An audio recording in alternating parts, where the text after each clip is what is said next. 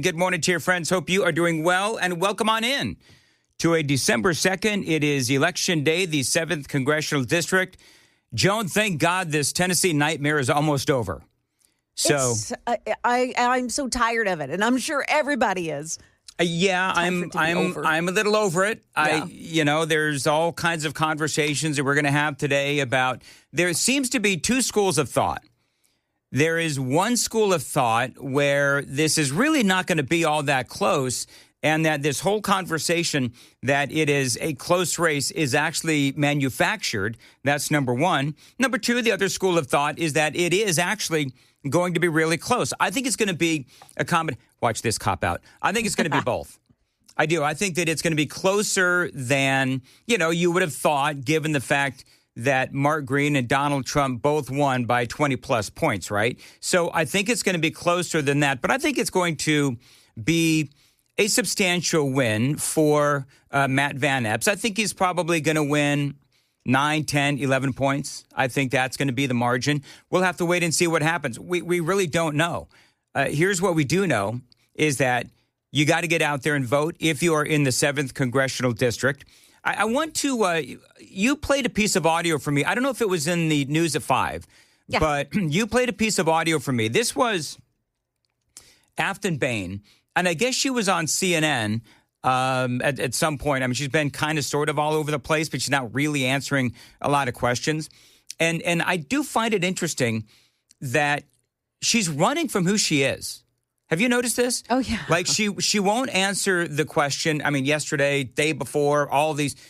I keep playing you the audio, which basically tell the same story, which is that she won't admit to who she is, where she's called for defunding the police and all of these other things.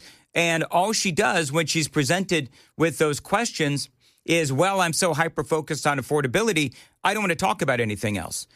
So I just, it's sort of like, okay, so why won't she just admit as to who or what she is, which is either a communist or a socialist, whatever you want to call her. But clearly, she is someone who is, number one, incredibly divisive.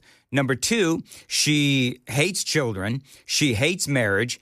Clearly, she hates conservatism, which I do understand that based on her political bent. But I don't understand why she's running away from who she is. Anyway, so she was on CNN. Yeah. And she was asked if there was anything that she disagreed with Kamala Harris on. The question, I believe, was, is there one Kamala Harris policy that you do not agree with? Political bent. Well, once again, I don't understand why she's running away from who she is. Policy Anyway, positions she was are... on CNN. Yeah. And she was asked if why there am was I hearing anything myself? Hold on. Everybody hold on. Ah. I'm confused. Sorry. Although, can I admit, I am in very good voice today. Your voice sounds lovely. I sounded really good playing myself back, but that was not me. That was somebody else. Anyway, can we now play the audio from Aftyn Behn on CNN? Okay, go ahead. Here we go. Well, policy positions are, I'm trying to make life more affordable for Tennesseans. I really haven't thought about it just because I've been so fixated on winning this race and trying to lower costs for Tennessee families. Can you play that first 8 seconds again? Yeah, isn't it lovely? Policy position. Put that on a high key. Does it kind of remind you of when Kamala Harris was asked, is there one thing about Joe Biden's policies? Yeah, that's exactly what that is, Joan. Totally unable to answer the question. Well, you know what it sounds like? It sounds like when a bumbling fool is what it sounds like. When the starter goes out on a car. It sounded a little bit like Joe Biden's brain trying to start. What it sounded like right there. Well, we didn't hear anything petering out, so. I was about to say, it would have been quite the echo if it had. Here's the thing, though. Number one, we know that, and can I say one thing? I was watching Fox News yesterday. I don't even remember which show it was, but I'm watching Fox News yesterday, and they said, this is what drives me crazy. I think Murphy Show. I know he and I were talking about this off the air yesterday as I was having my commie coffee, but he made a point, and it's something that I've noticed as well, which is, and maybe he said this on the air, but the national coverage on this has been interesting because they're really solely focused on like the one comment about hating Nashville and all that kind of stuff, when in reality, there's a lot more out there. But one of the talking heads on Fox News said, oh, they're bringing out the big guns, Kamala Harris, to campaign with Aftyn Behn. I'm screaming at the television. They didn't even appear on stage together, and no, Kamala Harris did not actually endorse Aftyn Behn. Right. Never even mentioned her name. What the hell is wrong with you people at Fox News? They still haven't gotten it. I was screaming about that over the weekend. Like, what are you talking about? They don't get it. They don't. They had to call us. That's what they ought to do. Yeah. We know what's going on. Anyway, so yeah, I do find it interesting that she won't cop to wanting to defund the cops, right? She defunding the police. And I think, are they trying to make her out to be a moderate? Is that what's happening? Like, because she's stuck on this whole affordability thing, which I do find interesting.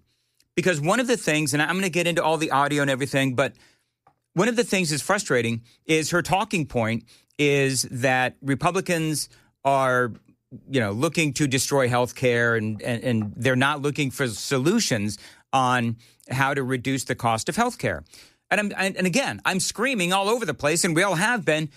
You're the reason. Your party is the reason why health care has gone through the roof. And Republicans are trying to fix it. I've got like 15 different things the Republicans are trying to do to fix Obamacare. Guess who's in their way? The damn Democrats. So there's all kinds of answers to what she is trying to say about Republicans and how Republicans are refusing to tackle the problem of affordability and the problem of high health care.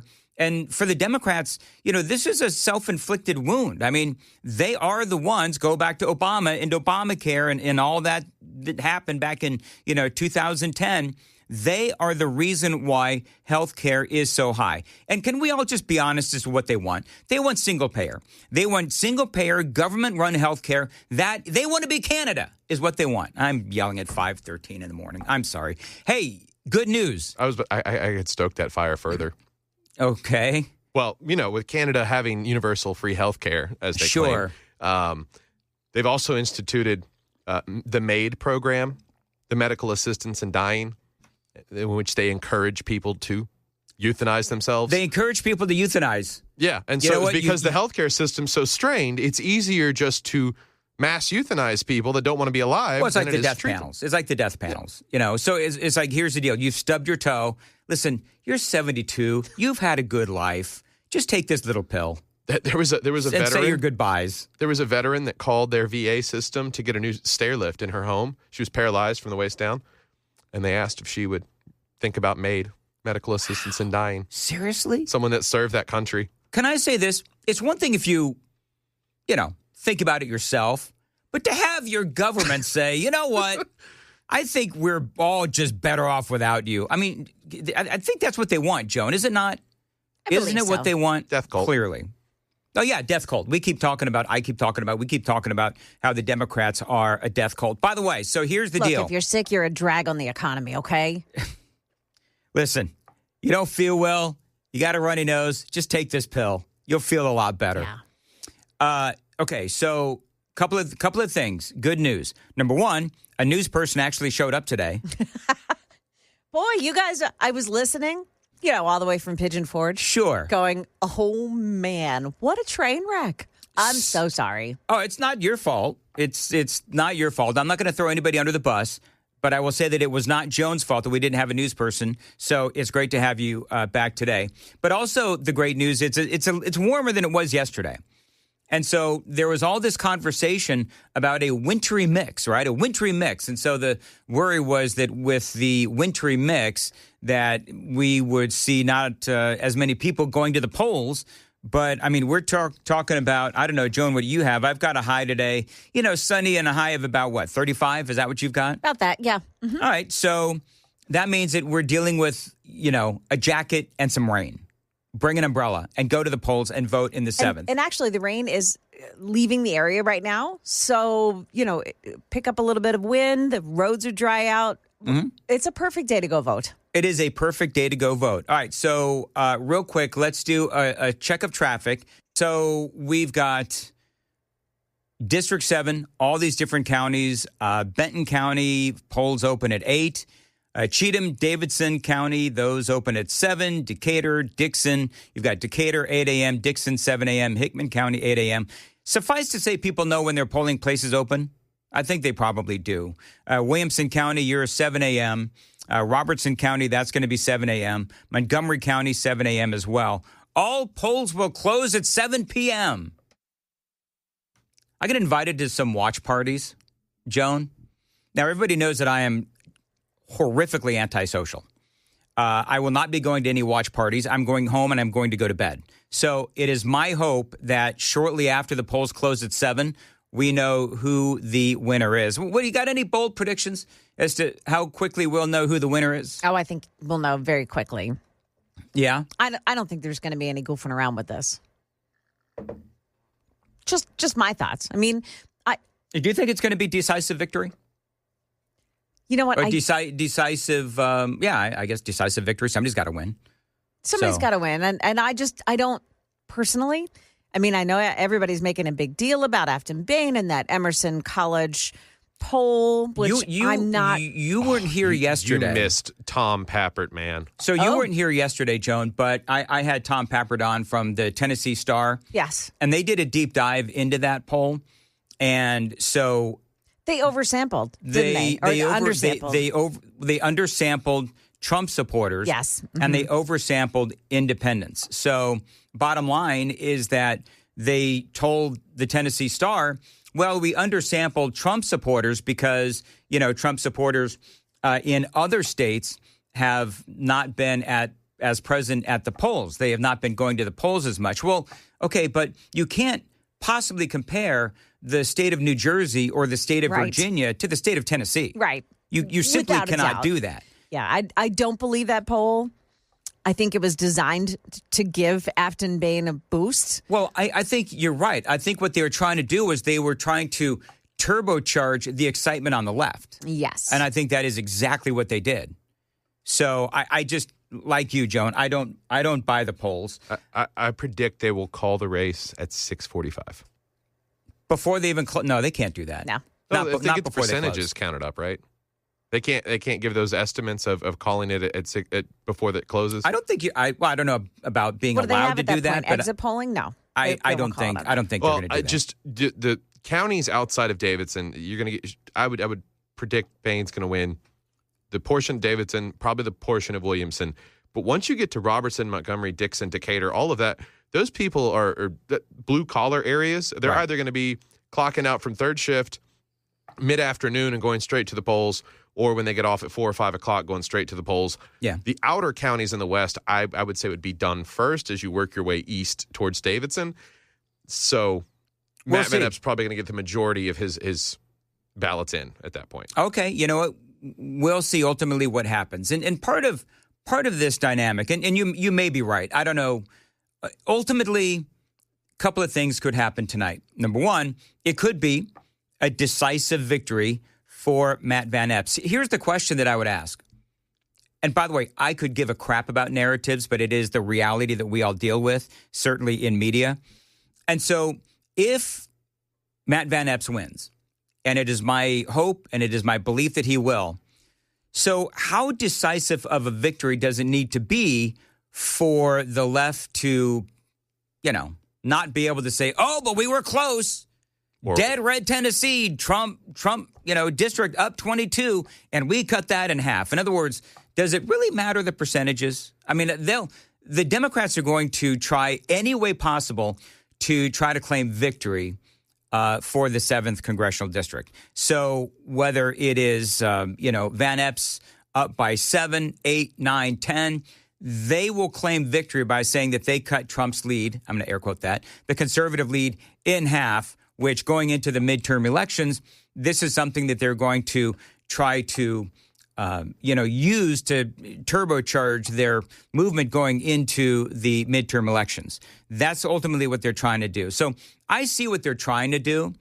I don't know if Van Epps is going to ultimately win by 20 points, 15 points, 2 points. To me, I understand they're going to look for a victory in any way, shape, or form on the left. To me, a victory is a victory, bottom line. By the way, there is this audio. I just real quick. I want to play this video real quick.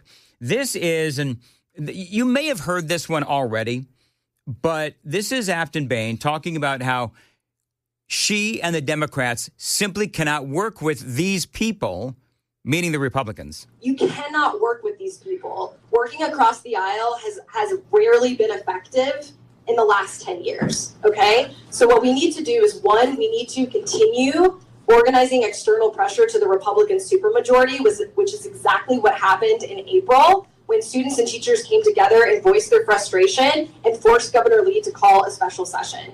So there you go, Aftyn Behn. Nobody stood up and said, what do you mean you people? Or these people. Nobody did that. Well, and her point being, she never explains a policy that she'd like to vote on or advocate for. And in this very instance, all she cares about is the us versus them mentality. And you know, it is interesting because all you ever hear her say is affordability. But okay, but what do you mean by that? So what specific policy do you advocate for that would bring more affordability to the people of the 7th Congressional District? I don't know that she's brought anything. I've looked at her website and I've looked at all of the things, and everything that they stand for actually leads to less affordability. Because what do they stand for? What do the Democrats stand for? They stand for illegal immigration. They stand for more government regulation. They stand for big government. They stand for a lot of people being taken care of by the government. Everything that they stand for, high taxes. Everything they stand for means less affordability for the American people and the people of the 7th, and not more affordability. That's what the Republicans want to do with deregulation, smaller government, lower taxes. So, I mean, I know that for a lot of you folks, I'm preaching to the choir. Ultimately, we'll have to see what happens today. It is a very big day in Middle Tennessee. All right, people are calling me a Grinch. Mm-hmm. And Joe and I blame Sam. Because Sam knows exactly what's going to happen when he plays Christmas music. So from now on, I'm not going to comment on the Christmas music. You want to nerd out on your Christmas music? You go right on ahead. I'm just going to sit here and seethe all morning long. Well, that's a nice look. See, he's just exposing your Grinchiness. You know what? I think it's okay to have a little Grinch in you. I mean, I think that's like a prerequisite of a talk show host. You've got to have a little bit of Grinch. You know, and I can be a happy elf, too. I heard the Wilson household was up to 25 trees, so I don't know. Okay, can we just talk? I love Brian Wilson, but 25 Christmas trees, that's a lot of trees. They're all themed. Like they all have Everyone is themed. It is amazing. It is pretty cool. You know what's so funny? So as Brian Wilson now he's got the house to house 25 trees, right? We're actually downsizing our trees. Oh, really? We had a like 12-foot tree or something like that. I'm like, it was huge. Like we had to put it next to the staircase to put the top piece on. Mm-hmm. We sold it for $150. My gosh. Yeah, I know. Where's the Christmas spirit in my house? It clearly does not exist. We replaced our 12-foot tree with a 9-foot tree. And you know what? I've always said good things come in smaller packages. Because I'm smaller. You know, I'm a good thing that comes in a smaller package, sort of. Uh-huh. Okay. Anyway, whatever. So we have in our house 4 Christmas trees.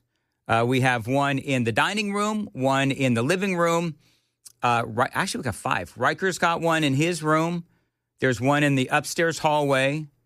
And I got a little Charlie Brown Christmas tree in my studio downstairs. So we got 5. Hold on. I think there's hope for you. Why is that? Because you have a little Charlie Brown tree in your studio downstairs. I do. I love my little Charlie Brown Christmas tree. Okay. So there's hope for you, Dan. Yeah. And Amy, I woke up one morning and I went downstairs and there it was in all of its little glory, my Charlie Brown Christmas tree. So, and by the way, I don't hate Christmas music nearly as much as sometimes I believe. I think it's just I may show. I just think that it's annoying to me because I'm trying to do a talk show around Christmas music. Yeah. And I don't feel Christmassy. Not yet. It's only December 2nd. I just started my Christmas shopping. Do you remember? Hey, Sam, are you old enough to remember going to the mall to Christmas shop as 100%. opposed to doing it all online? Yeah, and I also can remember bouncing between Rivergate and Opry Mills. Okay. And the differences between the two, the polarizing difference and the niceness of Opry Mills Mall. And then if you wanted to really take it up a notch, you go out to Green Hills. Okay. So, yeah, no, that go get your picture made with Santa. Sure. All that kind of stuff, definitely. Which I'm happy to still see that Briley Parkway looks like a mess during this time of year. That does make me feel good. Well, that means that people are, delivered. heading out to actually Christmas shop at the malls. Are you a mall shopper, Joan, or are you mainly doing it on, doing it online? I want to be a mall shopper. But I just don't go to the mall. You just don't go to the mall? No. Yeah. You ever worked in a mall during a holiday season? Yeah, I have. And that maybe that's why. Yep. Dan, you? Have I ever worked at a mall? Yeah. During Christmas? No. Oh. No way. I worked at a sport clothing store, like jerseys and like designer basketball shoes, not like an actual equipment store. Right. And we had a Jordan drop during the Air Jordan shoot during holiday season, and oh my goodness. We had to have security. Security had to tackle a couple people. It was nuts. Do you know what I love? Well, these days you just allow them to run away. Yeah. That's that Aftyn Behn Democrat. There's some bread in those Jordan Legend blues. Do you know what I just realized, guys? Oh my gosh, I just realized what Democrats mean by affordability. Run into a store and steal your stuff and you're allowed to run away with your stuff. That's what they mean by increasing affordability. Just steal stuff and nobody will chase you or charge you. Because the billionaires own the companies. Because it's the billionaires. Yeah. Do you know what I like Robbie Starbuck? Did you see what Robbie Starbuck is doing on the socials? No, what? He did this last year. So this is what he writes. It's time for my yearly Christmas ideas list. I do this every year to help men and women find great, unique gifts for our significant others. So here's how it works. Each of us puts our best ideas in the replies and bookmark this. Check back today, and boom, tons of ideas, which I think is great. Because, let's be honest, it's the guys who have a hard time with buying for our significant others. I mean, let's be honest. I just tell my husband. Well, here's the deal. What I want. Hey, Sam, watch this. I mean, Joan, let's be honest. My wife, she's already got everything. So what else could she possibly want? Oh, dear. She's married to me. So anyway, there are lots of great ideas on this. So go follow Robbie Starbuck. In fact, you know what I'm going to do? I'm going to go ahead and repost this because there are a lot of great ideas. Now, what I love about living in 2025, the greatness of the Amazon wish list. Oh, yeah. I feel like that's cheating. You know what? I feel like it's cheating too, but I don't care. Because here's the deal. I get my wife what she wants, and everybody's happy. And the surprise is that I don't get her everything on the list. I leave at least 1 or 2 off. just so she doesn't get cocky. It's true. And then you get those for her birthday. No, she'll have to wait till next year. Oh. Well then. I'm just telling you. I do a little bit about. I do some investigating around like August, September. Kind of ask her what she wants. I take my notes. And then I also just, one of the things I learned about my lady is that she likes it if I just conjure something up with what I know about her. And what if you shank it? What if you, because here's the deal. I've yet to. I have been married twice, and I know that if there's one thing I screw up, and I wish it was only one thing, but if there's one thing that I screw up, it's gift giving. I famously once gave my first wife a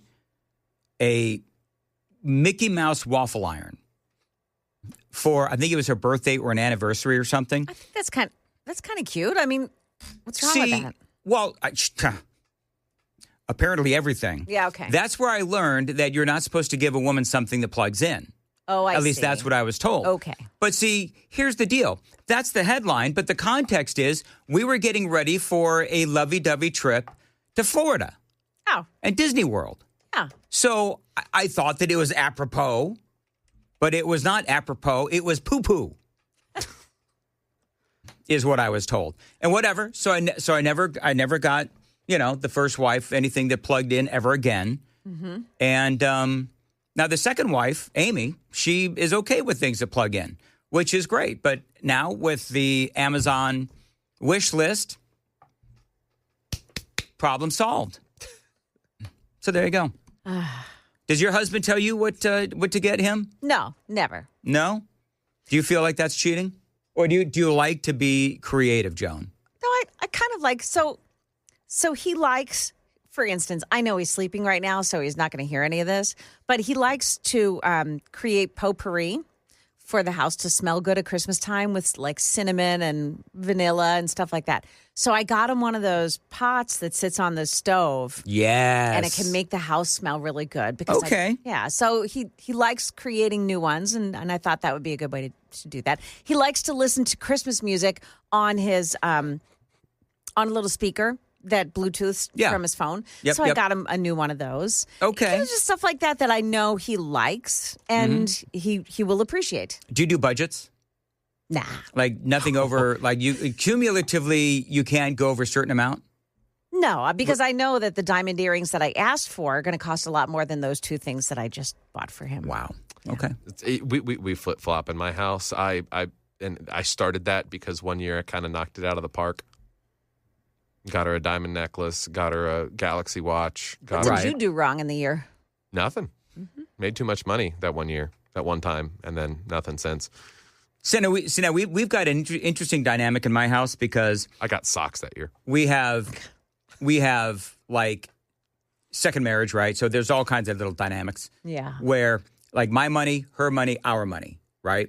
Mm. So then it's like, okay, so if I'm going to when I buy the gifts, do I buy it out of our money or my money? And does she buy my gifts out of our money or her money? Right? Oh, I think the little stuff, like obviously, Riker's stuff, jointly. Riker's stuff is always going to be our money. Yeah, and then maybe like, if you agree on, in my family we do Christmas pajamas. So like if we're going to order a set, then like everyone pitch in on it. Right. But like the big stuff that you keep secret, that's got to be your money. So let's see here. The hate is starting to come in. And I don't even understand why. People are grouchy today. Hey, Dan, Hey, Joan, will you read 1607 and tell me if I should read that on the radio? Okay, let's see. 16 with your... Meantime, 1579. Shut up about Christmas. Oh, Please shut up about Christmas. Goodness. Do I read that or no? Okay, I'm not going to. Yeah, probably not. 1513. Quit playing with the screws on the microphone. I don't know why I do that. I don't know why. All he wants for Christmas is a new microphone mount. No, I think he just needs something for his hands. I never know what to do with my hands. Yeah. Never know what to do with my hands. Anyway, moving right along. 1393 says, my wife wants a small dog. Yeah. Do you know what I want for Christmas? No dog. You want a house without a dog? I love my dog, but when he crosses over that rainbow bridge, there will be no more dogs. That's it. I'm DUN done with dogs. Let's see here. People are grouchy because they have to go and vote today because their regular polling place was not open during early voting for whatever reason. #conspiracy. Oh, is that right? Yeah.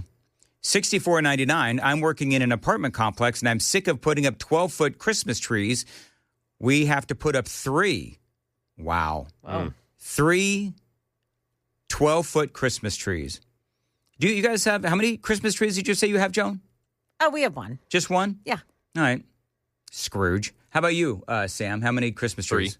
3. 3. All right. One main one and 2 little ones. All right. Well, very good. I'm just kidding, Joan. You're not a Scrooge. No, definitely not. No. But see, I was a little tainted for a little while in my life because for 10 years, I worked at one of those adult contemporary radio stations in the heart of Philadelphia that come December 1st, well, the day after Thanksgiving, we switched over to wall-to-wall Christmas music. And if I heard Feliz Navidad one more time, I was going to hurt somebody. The Philly Joan and me came out. Feliz Navidad. You know, it's so funny. It's so funny. One Christmas, I thought my wife had my first wife, I thought she had everything, and then she decided she wanted a new husband. And you gave her what she wanted. Anyway, 5:52 on Nashville's Morning News on Super Talk 99.7 WTN. Let's see here, 4121. Our money is the only money in a marriage. That's right. I like that. Listen, I get it.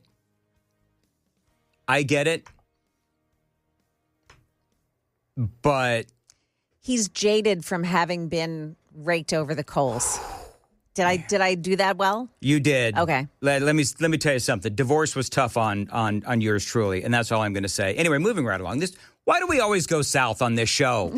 And not like, no, it's the North Pole where Santa is, right? I was about to say, South that's where Pole. I'm trying to take us. All right. Anyway, whatever. 5:52. Nashville's Morning News on Super Talk 99.7 WTN. We have no Christmas trees, 7546. How can you have no Christmas trees? If you have no Christmas trees, you could be Jewish. Do Jewish people have a menorah? Yeah, menorah. There you go. And That's exactly dreidel. right. It's exactly right. Mm-hmm.